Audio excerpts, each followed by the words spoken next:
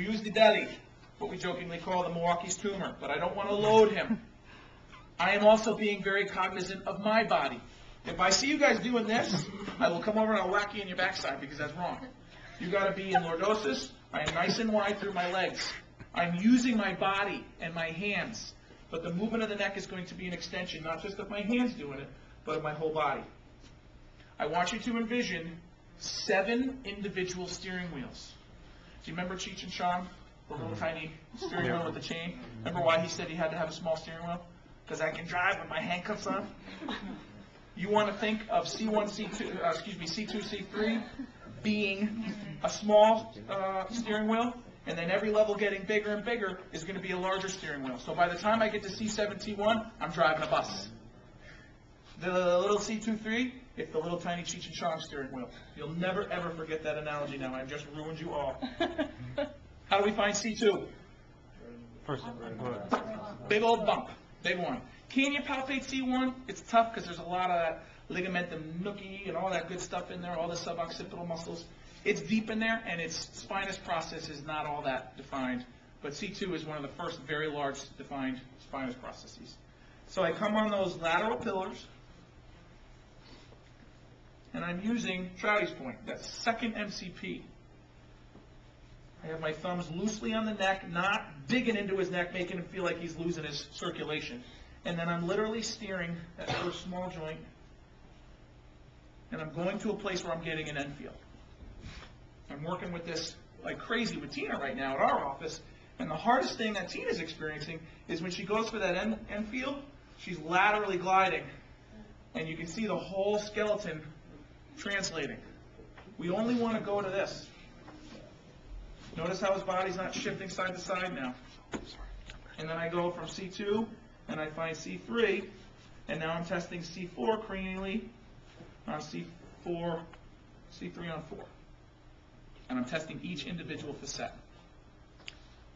C4, test, test. 5, 6, 6, 7. If anything, what bias do you see the neck being in? Flexion. Right. Why? So. If I let him down here in extension and test him, why? Give you a false positive. It'll already be closed a little bit. So I want him to be flexed. And this is important. When you get an elderly person and they just don't have a lot, you need to flex and open that neural frame. You want to make sure you're flexed too in case you have a person who does have a pretty hot radiculopathy, because that flexion will give them opening. But, like one of you had said, with a disc, you don't want to be testing them up here. Right? I just asked the patient, may I put a little pressure through your breastbone? If I give a little push, I'm pushing through sternum. What should happen back here in my finger? T1 should move a little dorsally, a little posteriorly. C7 should do what? Nothing. Right? So I should just get a little feedback from T1, C7 stays. So when I push on sternum, I feel T1, but C7 I don't get feedback from. Boom, C7, T1.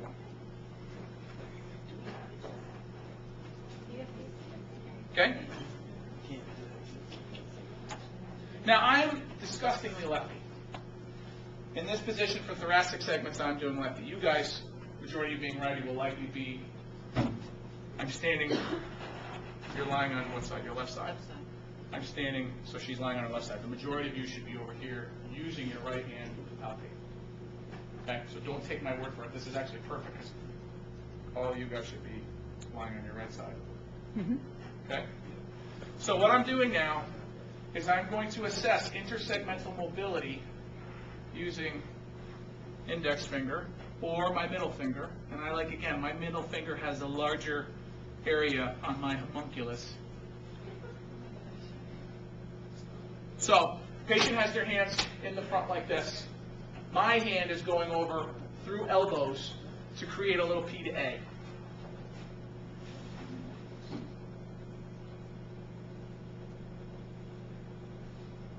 Very lovely and stiff at 3, 4, 5, 6. On her elbow? Yep.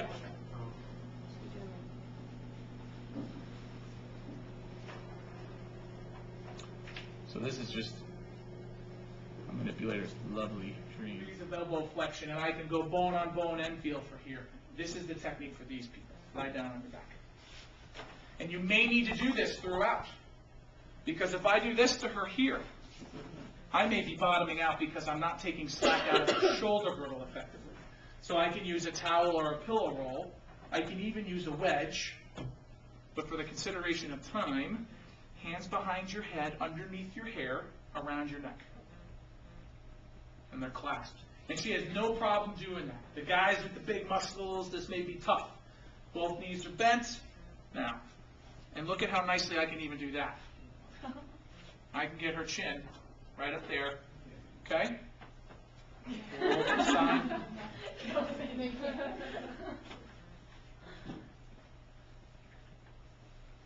So this is the technique I'm going to use even for a lower, mid to lower thoracic segment. And I flex her. Now see how nice her head came up? Keep your fingers nice and taut and let it go. Okay? Now if I did that, was that a lot of force? She's saying wow because it was not a lot of force. I just let her roll off my hand. And I will tell you, the people that are the most impressed with manual therapy is to get the best results that you can get with the least amount of force. Now with her, if I did it this way, I would be pushing through her shoulders this way. And I don't think there's even necessarily a chance that I'd get her because her shoulder girdles move a lot. And it feels different. I still got her. But it's not about getting her. It's literally, did you see the difference in the force? And the oh? Go hands up on your back again.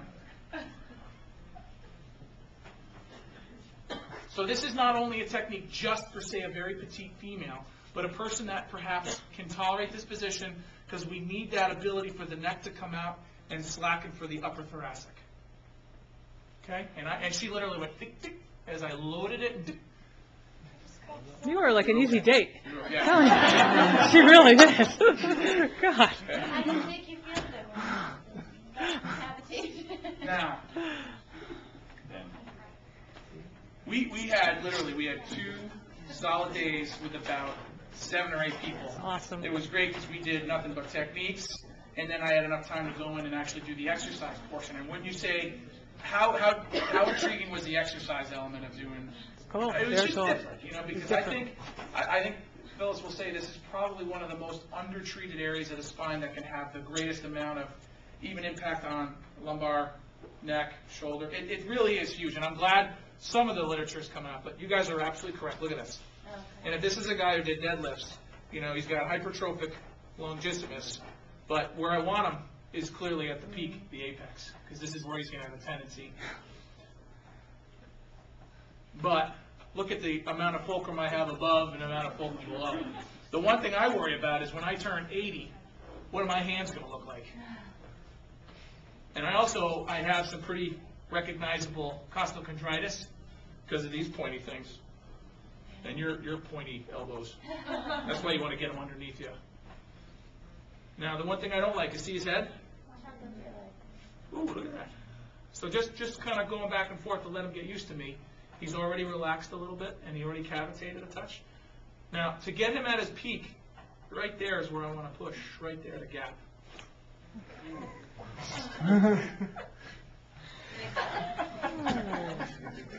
But you know what? With his kyphosis, he needs a lot more stretching than he does manipulation. Breathe.